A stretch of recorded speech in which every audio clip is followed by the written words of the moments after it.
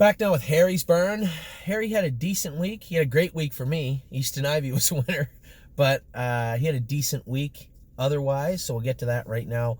Some huge updates here. If you missed our qualifying report the other day, some huge updates. So we're going to start with the A's. We'll start with Anteros. Anteros was struggling a little bit with speed. We're going to bring him over, try and go a mile in 2.8, 2.9 with him this week at Mohawk. So I guess if we're coming over to qualify Thursday, may as well bring him over to train. We'll bring him over to train on Thursday. Beach Boutique is back going now. I think I actually saw them go a mile with her the other day. She hasn't been in that long. Maybe they were just going the right way with her, but she has really filled out and looks great. Cabernet, we had a couple of messages the other day. What happened to Cabernet? It was a terrible drive. It wasn't a terrible drive. The horse shied away from the dust and everything. If you watch when they took off, it was a cold night. It was dusty. She was right behind the car. The dust kicked up, and she just kind of spooked and backed off the gate. Happens all the time with lots of horses. And then in the last turn, Scott said two of the drivers hooked wheels, and there was some yelling going on, and he just grabbed her quick and pulled her to the left, just trying to avoid what may happen. And it didn't. Thankfully, it didn't happen, but it took her out of the race. If you look at her chart line, she was awarded an interference at the head of the lane and ended up 6th or 7th. She's back in to go Wednesday at Flamborough, I believe. Easton Ivy was a winner the other night, 9-length winner. We put him in, I put him on gate because I own him. And, you know, this is the whole thing. It's easier for me to maneuver. I treat all your horses the same. And for those of you saying, oh, Anthony just wants to get rid of the horses. This is a horse that had 4 lifetime starts, 2 wins, a second and a third, and I have him up for sale because I think he's going to it's going to be a tough transition for him to the non-winners of 2. I might be wrong, but you know what? He's never been as good as he was the other night, and he's never been worth as much as he was the other night. I guess that's false. On yearling sale day, Brian. On yearling sale day, he was worth a little bit more, but he's worth as much as he's ever been as far as a racehorse is concerned right now. So Easton Ivy has found his way onto On Gate. Will I sell him? I don't know. It's not an auction. It's like a private sale. I put him up for $15,000, I think, and I'm not going to sell him. I'm not going to give him away. I mean, I'm not in a big hurry to get rid of him. I'm just testing the market. So Easton Ivy's up for sale. Now, first part of 3 massive updates.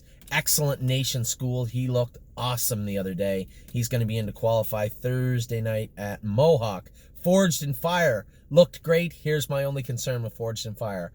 It's the first time he ever saw the starting gate, and I couldn't get him close to it. It's going to be a chore to get him up to the gate on Thursday. Got to be within a length, or they'll leave you on the starters list.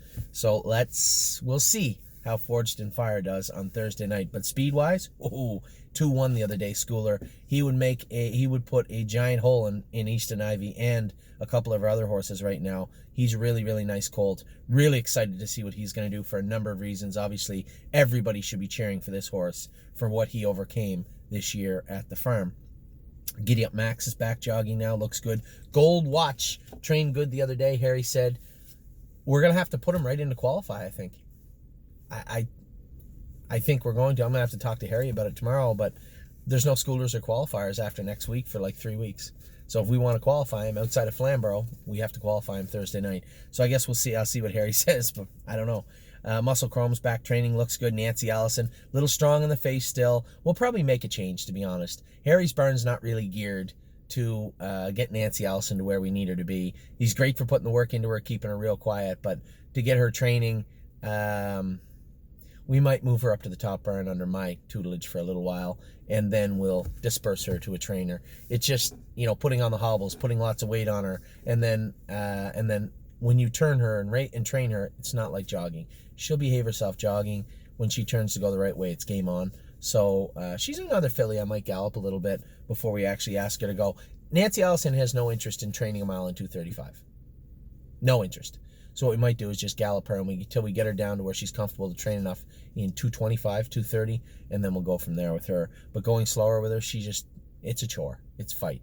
So I think we'll gallop her down, keep her a little more comfortable, and then we'll be able to, when we ask her to go, she'll be ready to go where she needs to go and wants to go, and that's fast. So Nancy Allison will begin to train soon. Sunshine's Finest. How good was he the other day? 59, last half 58. He's going to qualify this week. I'd like to see mile 58 out of him. We'll see what James throws at him. And then Trafalgar will be coming in at the end of the month. Yeah, somewhere after Christmas, between Christmas and the New Year. Anyway, that's Harry's Barn. We'll be back in a minute. We get Jason and Kevin, and then we'll get you guys all done